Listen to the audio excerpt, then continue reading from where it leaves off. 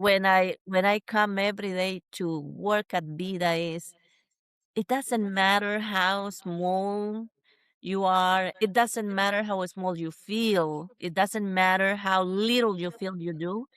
Everything you do for Vida creates a huge impact for the population we serve because these seniors are really people in need.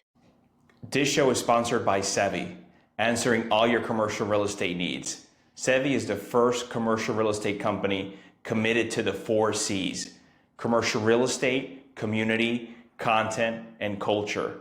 Go visit Sevi at Sevi, SEVI, properties.com. Again, SeviProperties.com. Hello, welcome to the DMV Business Show. My name is Otto Sevilla, and today I have a very special guest for you. We have Dr. Maria Teresa McPhail. Maria is the president and CEO of Vida Senior Centers. Welcome to the show. Thank you so much, Otto. I appreciate the opportunity to be here today talking to the community and telling them a little bit about my life, professional and personally. So thank you so much to the DMV show for inviting me. The pleasure is all mine, really. Thank you. Before we go into your personal and business career and journey, in case the audience hasn't heard of Vida Senior Center, obviously Senior Center, it's okay, something to do with senior centers, right? So Yes. what do you folks do there, please? Yes, absolutely. So, Vida Senior Center is a nonprofit organization that has been around for 56 years. Our founder, Carlos Rosario, a Boricua that came here with big dreams to the city, starting the necessity of supporting immigrants, especially Latino people. And this is how Vida Senior Center started. We are a nonprofit organization serving Latino, mostly Spanish-speaking seniors in Washington, D.C., across all the wards of the city. We have 2 physical locations. One is in Ward 1 at 1842 Calvert Street, and the other one is in Ward 4, Missouri Avenue, 1030 Missouri Avenue, Washington, D.C. as well. So we have an array of services to support holistically the seniors we serve. Most of our seniors are low-income seniors that are struggling with, chronic disease and a lot of situations that come with aging. So we're here creating this model holistically to support in any way they need. So I can tell you, for example, to give you some ideas on the services we offer for them, all of our services are free of charge for them. And only they need 2 special requisites: live in DC and be 60 years on and older, and then they become part of our partnership if they want to. No other questions are asked, and we deliver services for nutrition, education, and counseling, health promotion, mental and behavioral health, a big component of recreation and socialization where we have an array of activities that make the seniors to come together and socialize and connect and stay away from the social isolation that bring devastated consequences like depression, loneliness, stress, anxiety. And especially in the area of social services, we provide them with economic support. We connect them, all of the services available for them, like insurance, health insurance, any necessity for food commodity, nutrition, health situation, immigration situation. So we connect them with so many partners in the city, around 100 partners. We do referrals, and here is a lot of the recreation and socialization activities like yoga, tai chi, dancing, music, painting, bingo, you name it. We have it here. So they come every day with lunch every day for them. We are the largest dining site in the city for Hispanic population, for seniors that are Spanish speaking. And we deliver around 27,000 meals every year only for lunch. Now we have started a program for delivering breakfast for those seniors who don't have home. We receive people without homes, and we accommodate them for them to spend all day long here in the centers. and we feed them. We keep them sharp, making sure that all of the activities we provide for them are target to enhance their well-being. People with dementia, we deliver Tai Chi classes to sharpen their brains, to keep them sharp. We teach them literacy, you name it. That's great, Maria. So these seniors, they do not reside there, right? Or do you have any that live there? That is correct. We have two centers, and let me explain a little bit of the dynamic. Here Hmm. in Calvert is a day wellness center. So they come in the morning, they spend all day long with us, and then they go home every day. When we talk about Vida Briarwood, which is in Ward 4, the dynamic is a little different. We have a building with 37 units, and some of our seniors live there. We do everything we do at Calvert and the headquarters, but also there we have seniors who live there. Now we don't manage the building. There is a third party company who manage them, but we help them. We connect them with programs that can help them with affordable housing. And that is how a lot of our seniors ended up staying in that building. So not everyone in the building participate in our program, but a lot of our seniors just need to come down and enjoy, lunches, breakfast, dinner, and activities. Okay. So Vida basically is sort of the service part, the service arm, Correct. right? Okay. But as far as the housing, that's a third party company that does that. Yes, yes. Okay. So it's mostly programmatic what we have. Hmm. And, with the help of the DC government, we have two main donors. And that is what make our work a little more difficult because they are very restricted funds and we only can use them for programmatic activities. And when it comes to general support, we struggle to find money to do other things outside of the programs. Okay. I understand. You mentioned the two main donors and you mentioned DC. So one of them, I assume, is the district.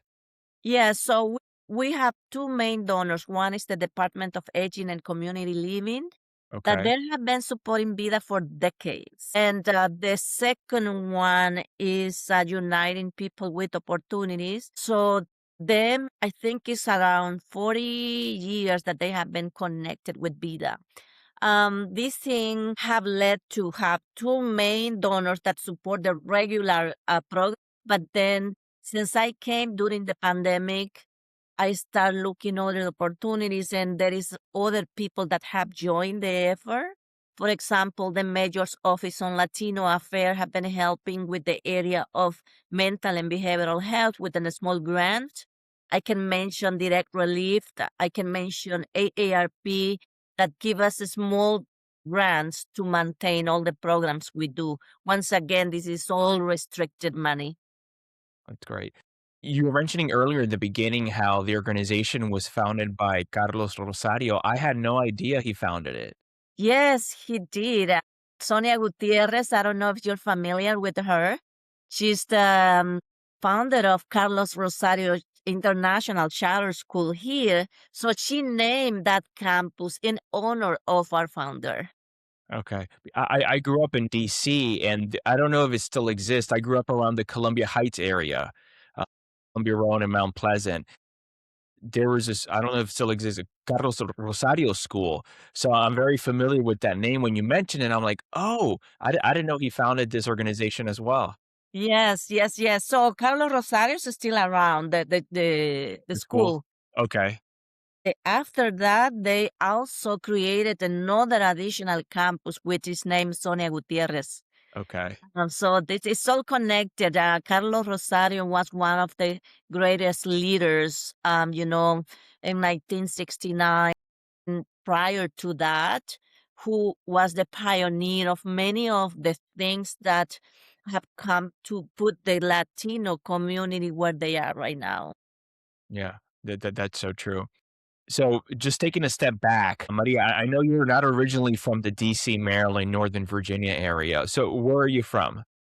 Yeah, so I'm originally from El Salvador. Okay. Yes, I was born a few years it has been a long time already. I won't give up my age, but I was born in Berlin, Usulután, which is in a small town in El Salvador. My parents, very humble roots. They brought us to San Vicente after immigrating from the civil war we were impacted during Hmm. that time. 12 years of civil war make our parents to leave their homes, and we left with nothing, and we immigrated to cities to protect us from the so-called guerrilla and military forces that were fighting during that time. So we ended up living in San Vicente, and that is when I started, going to high school. And then I got married and I went to live to San Salvador. And that is how I ended up going to med school in La Universidad Evangélica, which is one of the greatest med school in San Salvador. That's great. I got married 31 years ago, and my husband is from here, from the United States. So I am so in love with what we have built together. Three beautiful children, girls, all adults, and they are my biggest pride. But because I went to med school, I always had this passion to help people.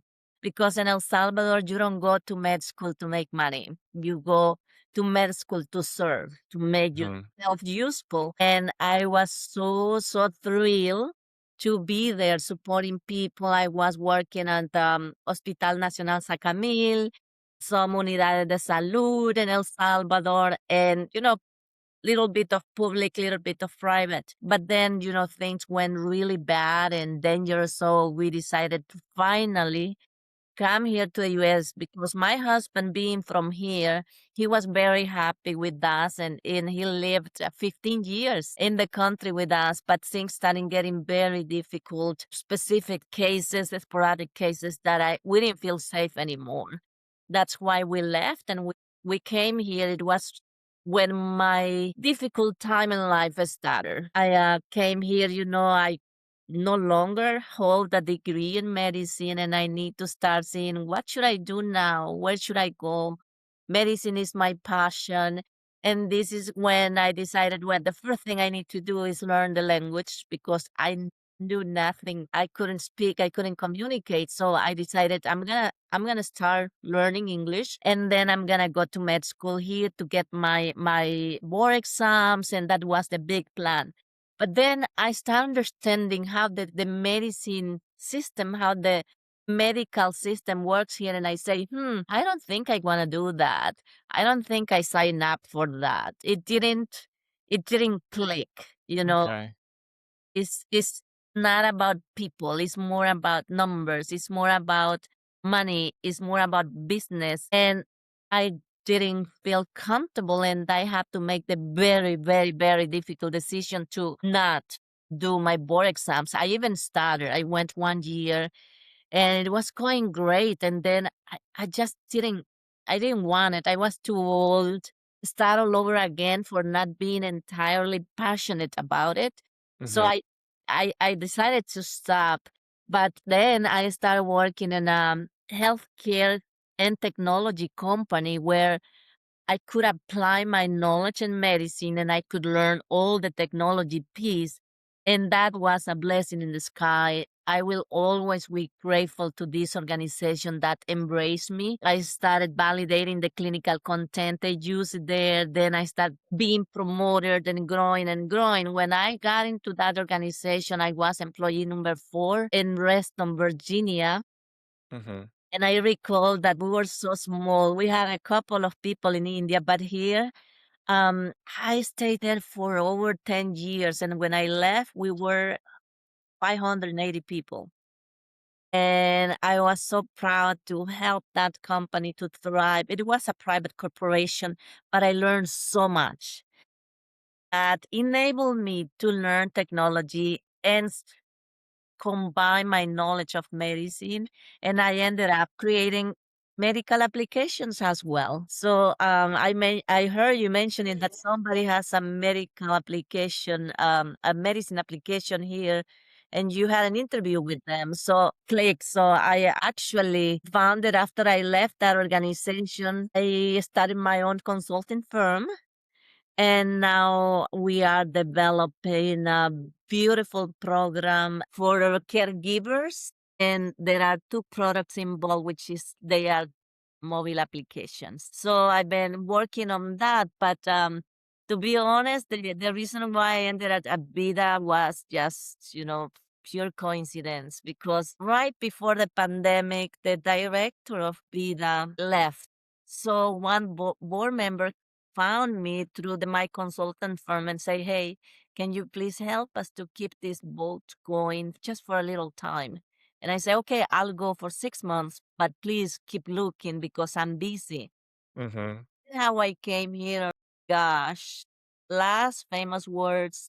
I fell in love with the mission and the vision of the organization, but importantly, I just fell so in love with the seniors. And here I am 5 years later, trying still to leave.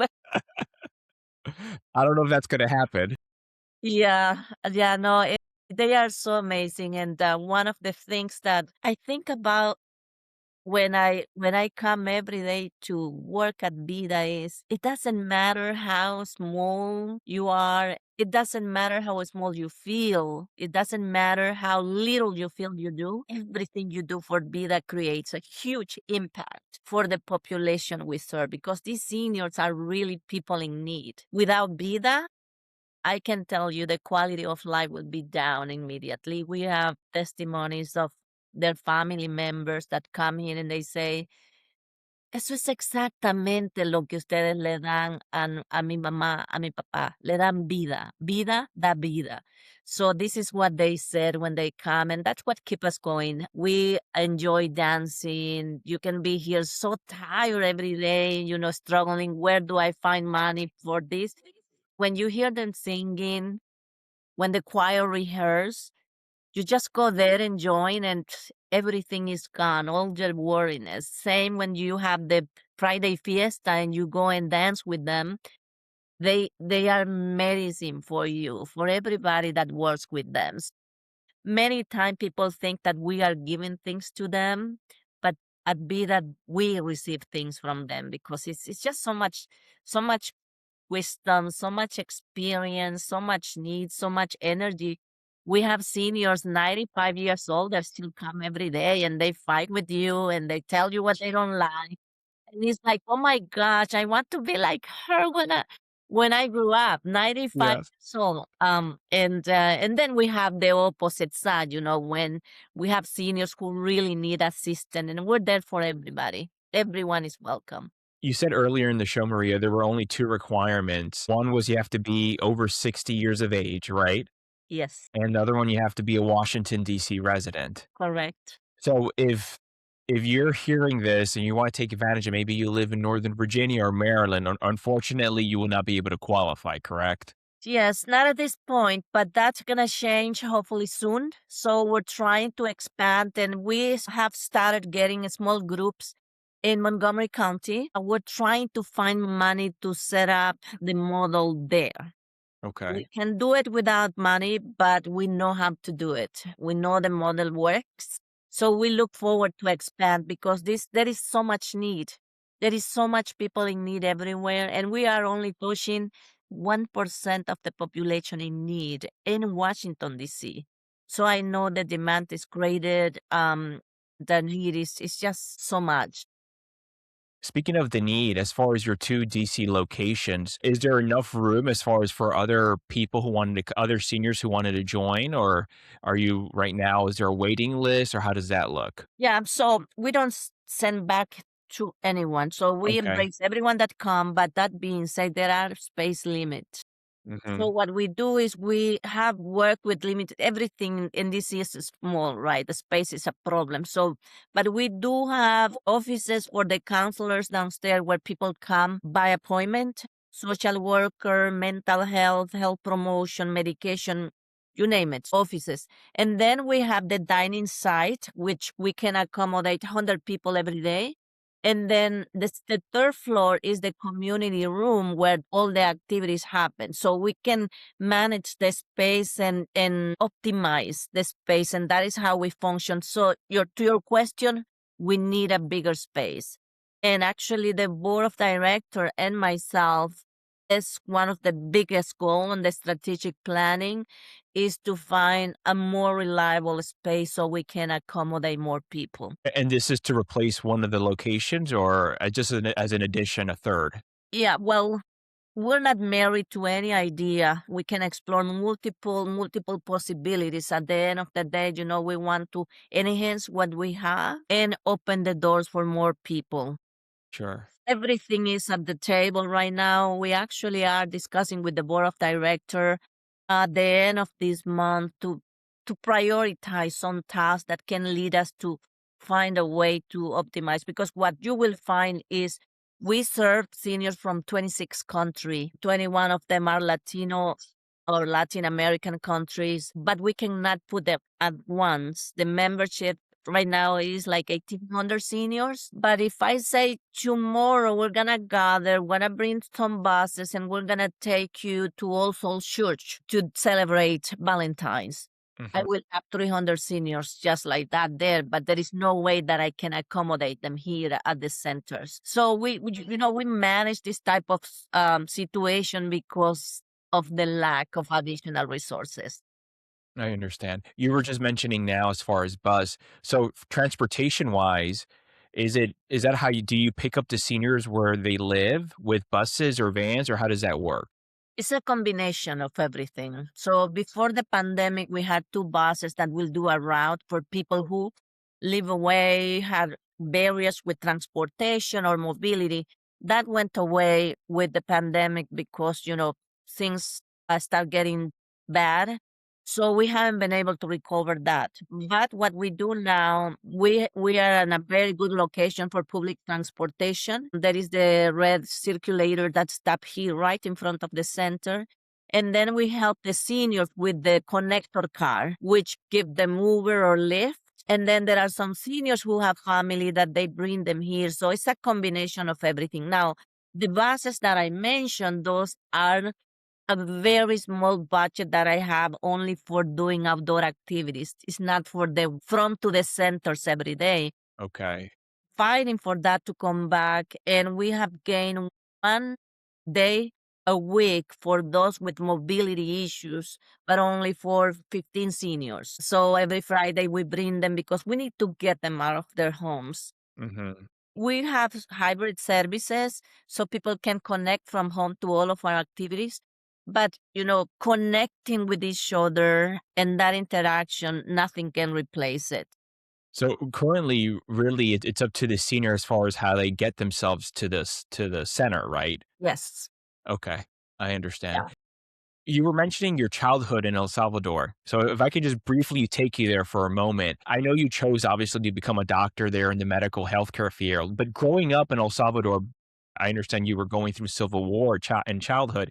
What made you decide? Was there anything at a young age? What interested you or any activities did you like besides, of course, attending school? Yes. So I was crazy about basketball. I love sport. I love sports. So I used to play basketball all the time since I was a kid, and the other part, I love taking care of people. So it's funny because when we were still in the midst of the Civil War, we live in a place where they were guardias, they call it guards, like the comandancias. And they used to give first aid courses. So you will see me at 9 years old sitting in a school room, just Mhm. have to do injections, have to do, vaccine. 9. Yes, have to cure like wounds. Okay. And then when I was 13, and that was my life, trying to help my mom, doing things at home, trying to keep things going, and then learning. Learning for me has been so important. Under my possibilities, I took advantage of that every time I could. So I ended up at 13. At age 13, I ended up asking my grandmother, a beautiful, beautiful woman, lending me the arm so I can practice putting ABs, and she will let me. Okay. That's how I was, in my youth. It was all about what can I do when I grow up. I like sport. I like to go out and help my brother to sell newspapers because that's what he did to support the home. I will go and just go with my grandmother to the river to fish. My grandmother was a widow since she was very young, so she raised her kids alone. And it was mesmerizing for me how she was.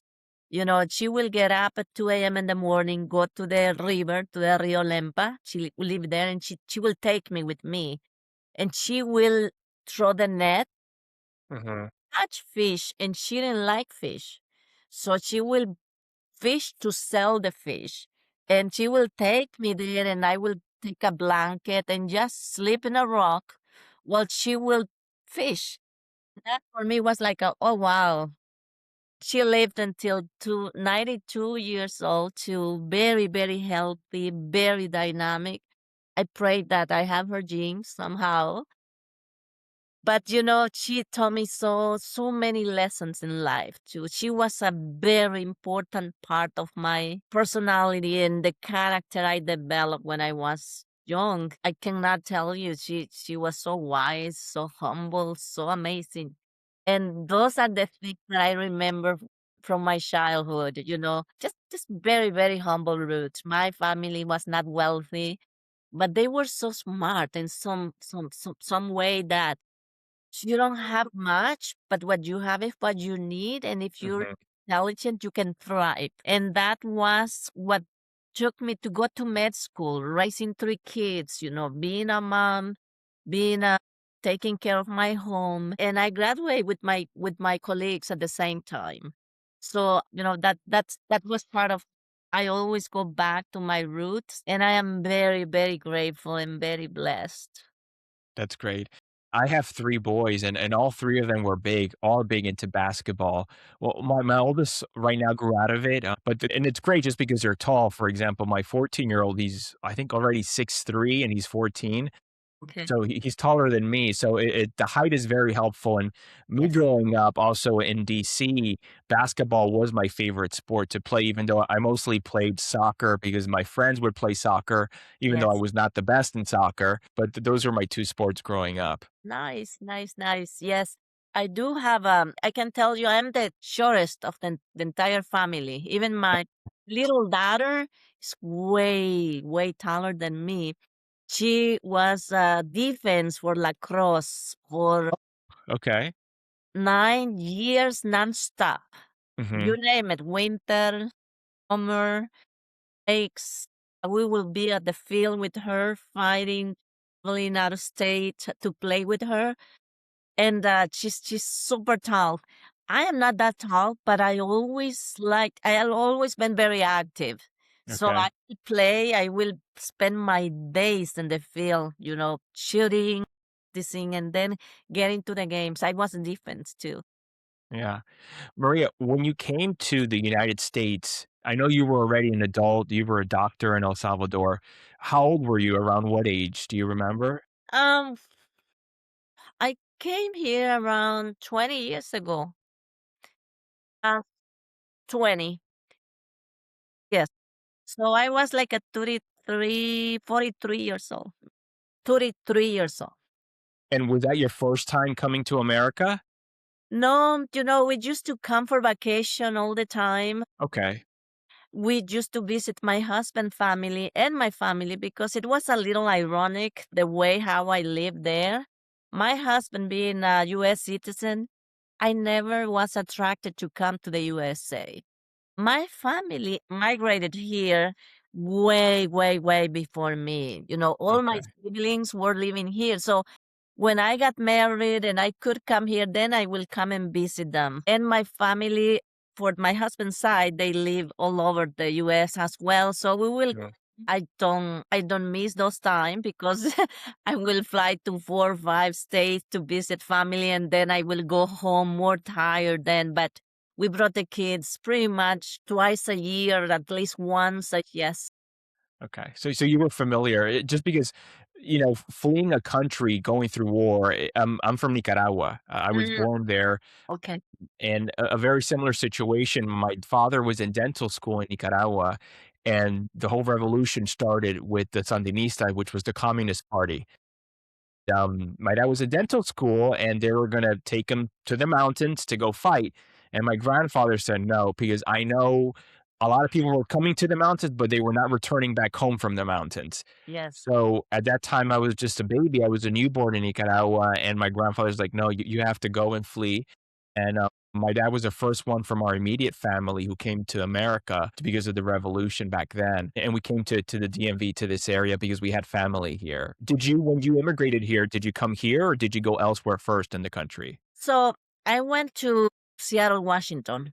Okay. I lived there for 1 year only, but it became very lonely because, I didn't have family. Our church was new, so my kids started a new school there, but it didn't feel like I wanted to be here.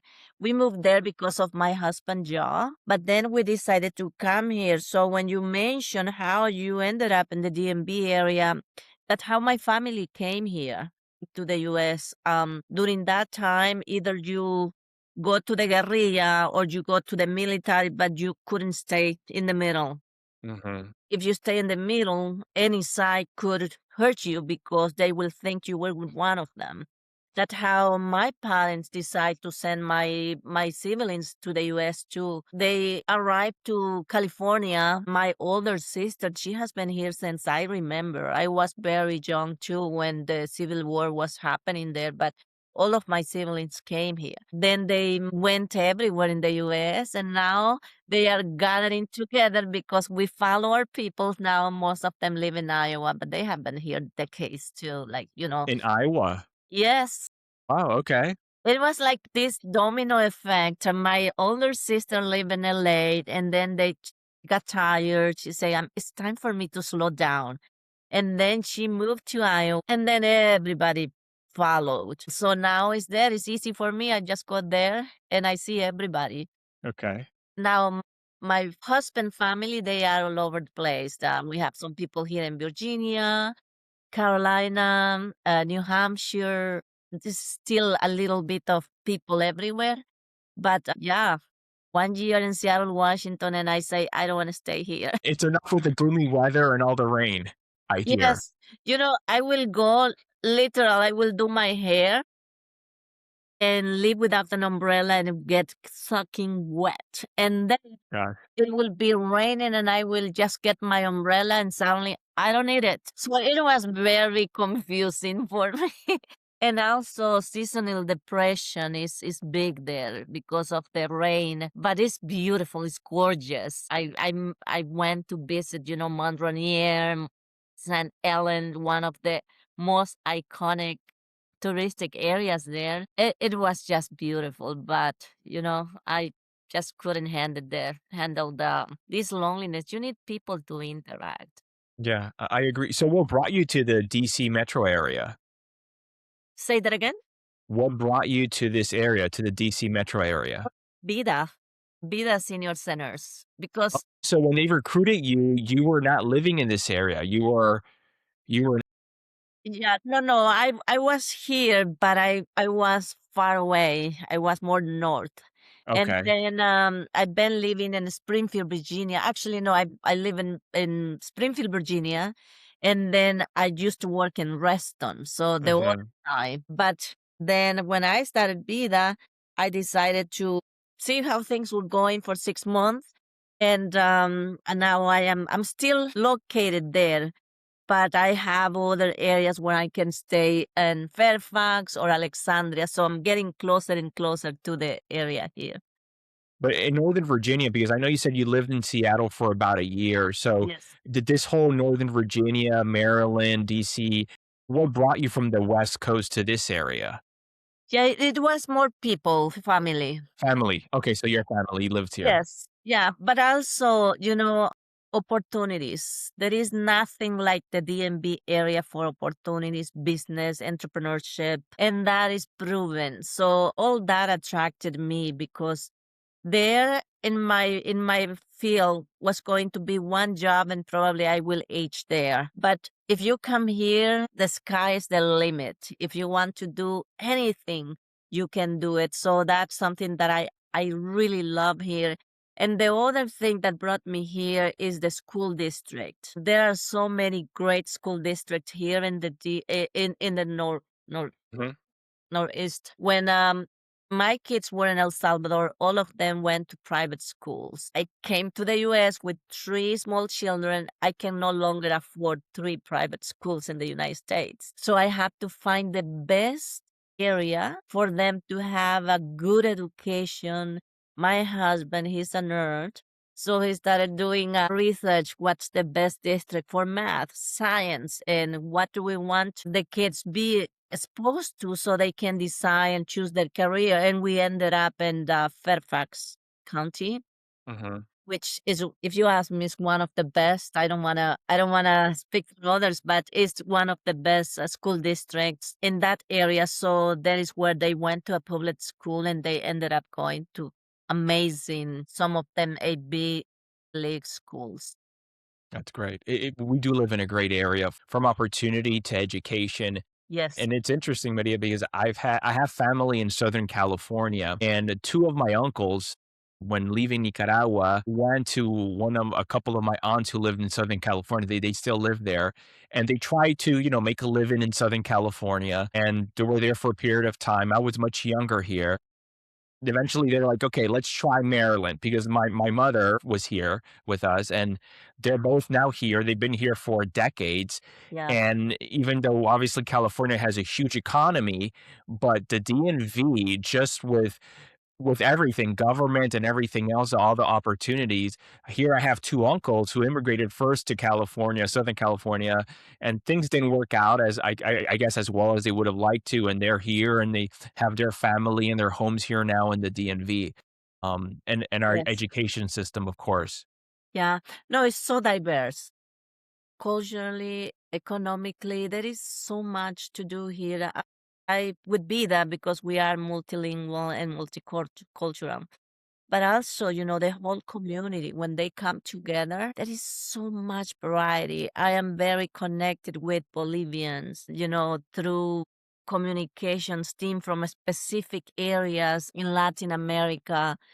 And it's a mix, it's a tapestry of culture, languages, and traditions that for me is very fascinating. We participate every year in Fiesta DC. I don't know if you're familiar with that festival. So I just get amazed to see how many people come, how many people participate. We have a delegation there for seniors, and we go to the parade with 80 seniors with their dresses and their outfits, Nice. and it's so much pride, it's so much pride. And even with the situation, people is more motivated to express who they are. So this has been one of the cities, sanctuary cities that has been very strong culturally, and people have been so well spoken about who they are, where do they come from and what they contribute to the community as well. Because as immigrants, I know these are different times currently, but as immigrant, we have brought so much to the communities we are living right now, that was something fascinating for me when I came. Oh wow, there is Miss Cholita from Bolivia, there is Fiesta DC, so many countries gathered together.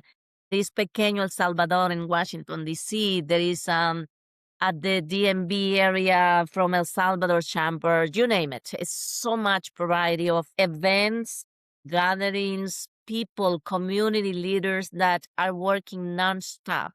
And every day is something new. You cannot be at you cannot have a dull moment in this area because then you stay behind. So I love that. I really love that. Yeah, no, it's so true. Maria, what would you say drives and motivates you? Well, right now is the necessity to empower our community. It drives me to leave a legacy for my children. It is for people to understand that no matter where you are, you can open doors, but also you can serve. Serving is one of the things that I can tell you service is my big thing that drive me. I did it when I was a child. I did it when I went to med school, and I love doing it here. So leaving the legacy of helping others, I think that is one of the biggest value I teach to my children. My husband was a Peace Corps volunteer, so he went to these crazy countries and lived without nothing. But now my children, this is something that they want to do. They see I am in the nonprofit now. My husband has been on the nonprofit world for 35 years. That's his life. He's an MIT civil engineer that decided to go to help people as well. So I think that drives me, especially at my age. I feel like, I have done my share. I raise my children. I put values to flourish, being proud of who I am, where I'm coming from. I mean, I will go with my grandmother, which she still wears the apron, dirty dress and the apron there because she will be who she is. And I told them I will go in public with my grandmother in front of the president of the United States, and I wouldn't feel a thing because this lady here is who made me. So for me, those values, being proud of who you are, is one of the biggest things. Um, when you say what drive me, that culture, the necessity of others and trying to leave a legacy and that my children remember me like I did the good work and that I really care about what matter at the end of the day. You mentioned as far as being of help and being of service, and with Vida, do you seek volunteers? And if so, how does that work? If someone's maybe listening to this and it's getting inspired, is like, I would love to help the community. Does Vida accept people, or and if so, what Yes. are some of the requirements for No, volunteer work? absolutely. We couldn't do what we do without volunteers, without supporters, without anybody that can bring. We need hands. We really need friendly hands. We are a team of 15 people for 2 centers. Not all of them are full time, but we have around 35 volunteers in different programs, which give us around 50 Okay. every year. So if you translate that to money, we couldn't do all the work we do without the volunteers. And we have a process very easy for you to come and volunteer. It's so much fun because you decide where do you want to be and Hmm. many opportunities, from dancing, painting, serving food, coloring, playing bingo, delivering food for our seniors, giving classes or conferences, you name it. But it's so simple. You come and you fill up an application, a couple of policies, normal procedures, and that's it. You're in. And you can come as much as you can. And we accommodate all type of volunteers here. We actually also have a program we call Ayuda. This is a company that has been our partner for 20 years. So what we do is for those seniors that are still independent, that they can do stuff, we get them into the program. They get paid by that program Ayuda, and we open the center as a training site for them so they can come and do work, and we prepare them so if they want to work somewhere else they can too. But we have that program for over 24 years now, and we have at least 10 seniors who receive a little bit of money, bring some income, so they don't have to decide, should I eat or buy my medication, or should I buy my medication or pay my rent? Because this is the reality what they face every day. Yeah, that's great. And is there a minimum age requirement to volunteer? I'm just thinking for my children as Yes. well. No, no. The only thing is, if a minor, you just come and as a guardian, you Sure, sign. with a parent. We Okay. actually have schools here that come during summertime. We get 35 students in one day. They help us with anything, you name it. Move chairs, organize dog, you name it. Okay. But the parent has to sign the application and give the consent. But other than that, we receive all type of volunteers. That's great. But Yes. yeah, if someone's listening to this and they're like, I want to get more involved in a nonprofit world, whatever it may volunteering or maybe just maybe leading one day, what advice would you give that person? Yeah. So starting with ready to roll off your sleeve. That's very important if you want to lead one. You have to feel the pain of the people. You have to have real empathy. And you really need to have a thick skin because it gets hard at trying to figure out how I'm going to do payroll next month. That's one thing for those who wants to lead. But the other side of the coin is it is very rewarding. No money, no time for yourself, but your heart. Really rewarding work. And making the difference, of course. You're making a tangible difference for others.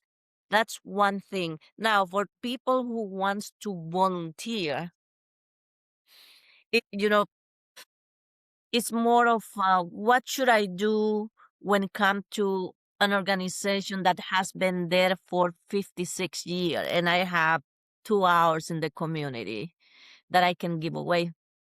Nothing is too little. Just come, get involved. It is important. There is a say that said it takes a village, but in DC, it take more than a village because well, it's a lot going on and there is a lot of opportunities, but also there is a lot of need. Get involved. Don't think twice and no impact is too little. Anything you can give, poniendo su granito de arena, is enough. Hmm. That's what I will say. It's great. It is hard, but at the end of the day, you really know that you're doing something that matters, and you really know that you're doing something for somebody that really, really need it. That's beautiful. Are there any habits or traits you feel that you have that have helped you, whether your personal life or even just in business in your career? Yes, I do have one. I wouldn't say that it's a good habit. I am very workaholic. So I just cannot do anything. And that helped me to stay here because a lot of people feel like this is difficult and it's not for everybody. But Sure. because since I was a child, I got trained to work hard for what I wanted to accomplish. And then to finish the problem, I went to med school and be trained there, which is very hard. So I think that you have to be determined to want it to do impact, real impact, but also you have to have it in your blood. You have to want it because otherwise you feel like, oh my gosh, what am I doing here? But I come every day. They are my mothers. I mean, I come here, I work on Saturdays. Nobody pays anybody to work on Saturdays, Hmm. especially in the nonprofit world. But you will see me in meetings, events on Saturdays, holidays, and it is that I want to do something. I want to take Vida to the next level while I be there. I want if I leave tomorrow, I want the seniors to have something good, and it's something in me that I will say if the life gets difficult is when you have to stick around. Is it to be where everything is nice, right? So for me, one of these habits, I think I really discipline. I'm very disciplined. I am very authentic and honest about my feeling. I will never show something that I don't feel because it's not me, and that's a problem. Hmm. See, is what it is there, but I think that being authentic, being hard worker and feeling love for the neighbor, that's Yeah. a big one too. Because if you don't really care, it gets old and it gets tiring and it gets frustrating. But coming back to what motivates you, why are you here today? It's just simple answer for me. I'm here for them. I'm here for them. My children are grown up. I can go tomorrow, but I cannot go tomorrow until I see that they have the right space, that they are able to advocate for themselves, that people let them have a voice because we're working with them to have a voice. They didn't speak about their needs when I came. I have worked with organizations like AARP and sat with them and say, okay, you have rights, you have responsibilities. Nobody should silence you. You can speak up. If you feel something bad about me, go ahead and say it. You have the right to do it. So, that advocacy help, but also when I think that there is no traction, the less traction is there, the more I want to stay. Because if everything was great, they don't need me. I don't need to be here, right? Mhm. And that goes to many of the staff we have. I can tell you, they are just amazing. They give up so much. They give so much for these seniors. And it's a pattern.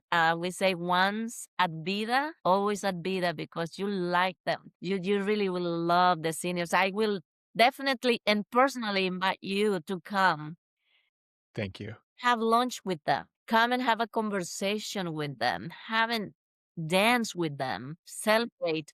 Or just, drink a coffee with them. You will be energized and you will be wondering, am I doing enough for my community? Am I, giving it all? Should I give more? And not talking about money. Money helps, but also, come and entertain a senior. Let's people come here to do their nails. I'm not talking about salon type of people. These are Sure. people in their homes and say, I'm gonna go and do nails for your seniors. Sure, come on, I'll buy the nail polish, and they can be hours talking and doing nails here.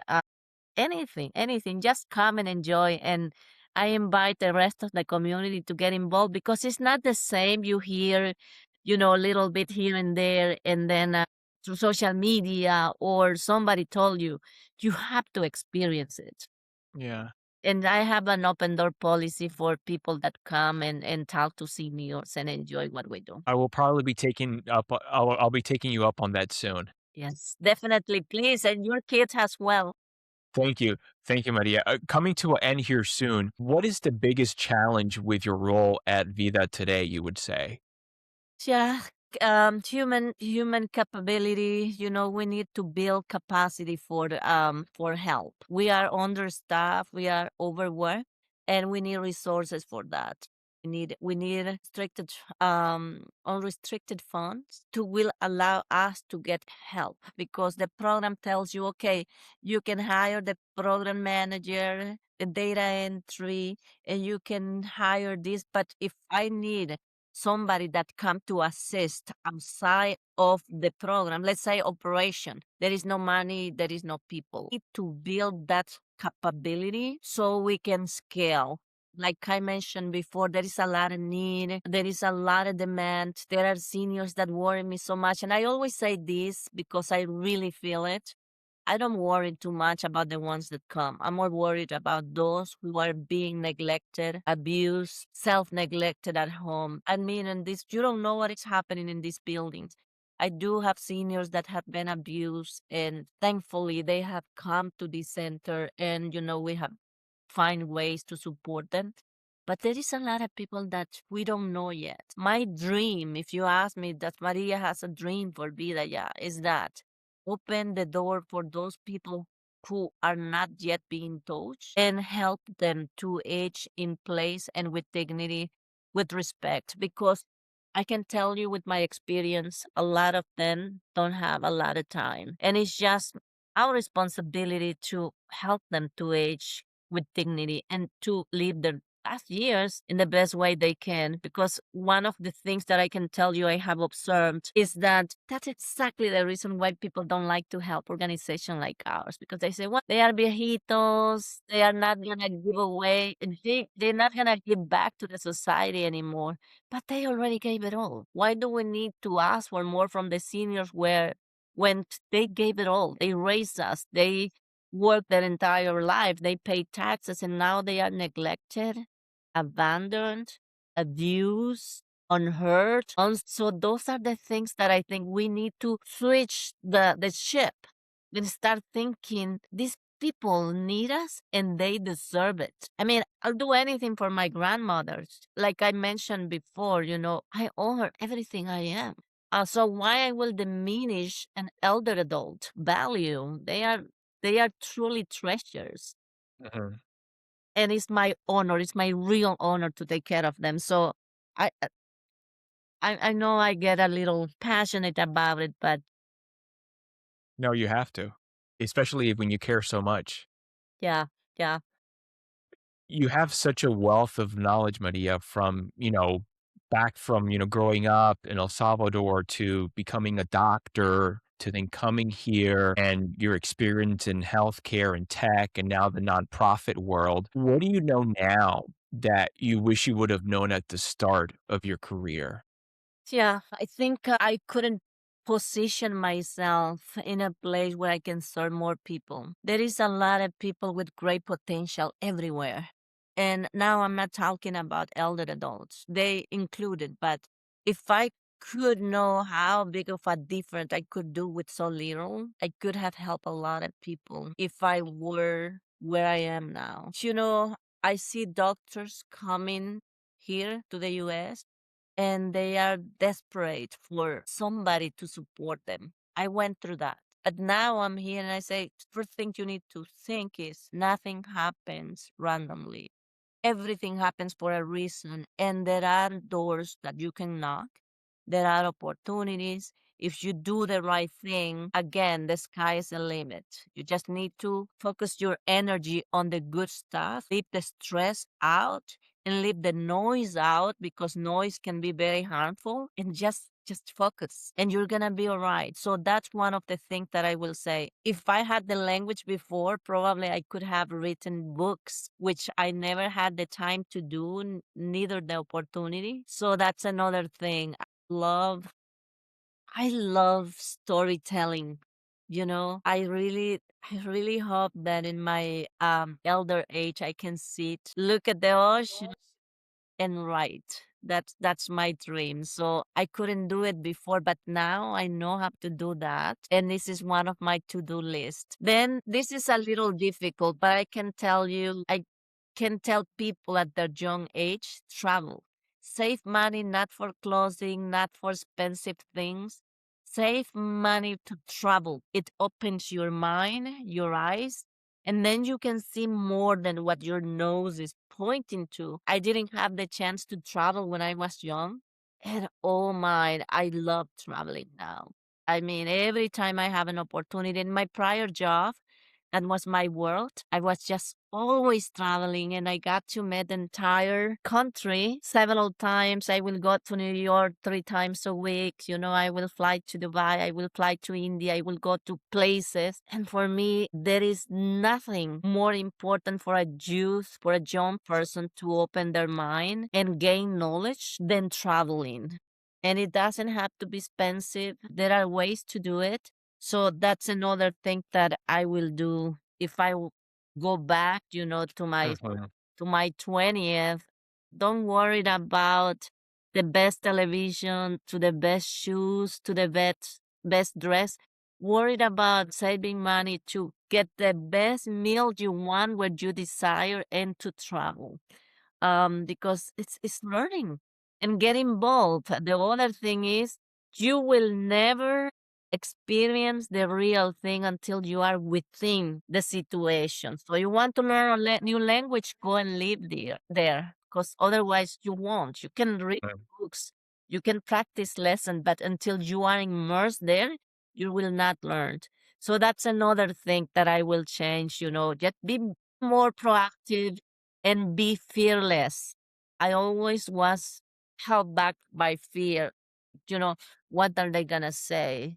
What about if I don't say it right? You hear my accent, my English is far, far from good, but I don't care. And I tell my kids, you need to speak Spanish because the person that will laugh at you for your bad Spanish probably only speak one language. You have two here because my little one came very young. She was 4. So she was learning to speak Spanish well. So she's forgotten a lot. Mhm. Keep pushing her. And I tell she understands that she speaks it. And she writes it, but she's very self-conscious. And I say, nope, just go, just talk. That's another thing. Be fearless, be proactive, and don't be afraid of people that will judge you. Don't be afraid of judgment. So I don't know if that answered your question. It sure did. It sure did. What does the next few years look like for you and Vida? What are you most excited about? Yes, I want to find a better place for them. I want to move to a bigger facility where the staff can be comfortable and the seniors can be more comfortable and that we can welcome more people. That's one of the things that be that my main goal is enhance what we have and open the doors for more people, expand of the program. And the second one thing is that we discussed a little bit expand to the DMV area. Because right now we have borders. We are, in DC trying to get out in Montgomery County. But my dream in the next 5 years is, hey, let's put a Vida Senior Centers in Maryland. Let's put one in Montgomery County. Let's do one in Virginia because there is need. Mm-hmm. And we know how to do it. So I will say that's my biggest dream. And the other thing is that the people understand that the seniors that are here, they need to support them. They need to have a voice. Don't wait for the crazy Maria to be fighting with the entire world to get the seniors heard. Come, visit, and get involved. That's one of the things that I want. I want them not to have to beg for money to do the work we're doing. I mean, this is human rights. So those are my things. I love that. Maria, I know Vida is everything, and I know you're a big workaholic, like you mentioned. But when you're not busy with Vida or working, what do you like to do for fun in your free time? Yeah, so I love walking on the open areas. I like kayaking. We're very lucky to live close to one of the nicest lakes in the Burke. So when it's a good weather, I will grab a kayak and go and spend time there. I like to enjoy time in the hammocks, in the openings, have great conversations. One of the things that I love, love, love is gathering with my children and talk about everything and nothing. So I am very, very family oriented. And then the third thing is traveling with my husband anytime that I can. I just travel. It's hard with Vida because there is not a lot of time. And my husband travels a lot. And he keeps telling me, hey, I'm going to Peru. I'm going to Brazil. Let's go. And I'm like, "Oh, no, I can't." But then every time that I can, I take advantage and travel with him. Okay, that's great. Do all three of your children live in the area? One lives in Philly. She's still Okay. going to college there, the little one. And then the other ones, they live in the area. Okay. Well, that's good. Philly's not that bad. It's only a 2-hour drive or so. Yes. Yeah, no, it's very close. I was so lucky. Both of my children that went out, one went to John Hopkins in Baltimore Mhm. and then came back. And the other one went to Philly and she's hopefully coming back. So the oldest, she went to George Mason, so Okay. she's a local product. But no, they are around and I'm very, very happy now. When I visit my family, that's another story. I have to drive 20 to go to Iowa and I really don't like to fly there because, I want to take this and that for the kids, for my nieces. So Okay. yeah, so 20 hours. But when we go there, I have a blast because I have a lot of family members. And this is my element, being with people I like, I love. This is what I do enjoy the most. That's great. Maria, if someone's listening to this and the audience and they want to get involved, where can they learn, where can they go to learn more information or maybe you want to reach out to you directly? What's the best way, Yes. please? So we have social media pages everywhere. They will find information about all of the services we do and www.vidaseniorcenter.org. And they can find us on Instagram, Facebook, LinkedIn. Also, we have a YouTube channel when you can see a little bit of some of the work we do, and we have the website. So you can go there and learn a little bit more. Also, we have contact information that I can deliver here. The main phone number is 202-483-5800. And then we are located, if they want to come in person, at 1842 Calvert Street and 1330 Missouri Avenue. And they can contact me directly, 253-797-9272. That line is open all the time. And come and visit. We can have a coffee, or we can have a fiesta with the seniors. We can dance. We have a beautiful choir. The name of the choir is the Golden Years Choir. And they practice every Wednesday. You can come on Wednesday and practice singing with them. They love karaoke. So we do Okay. a lot of fun things. That's great. Yeah, so look for Vida Senior Centers and learn what we do, who we are, and most importantly, come to see us. Thank you, Maria. Thank you so much for joining me today. I appreciate it. My pleasure. I really appreciate the opportunity and the patience. Come on. Take care. You too. Bye-bye. Bye. Bye.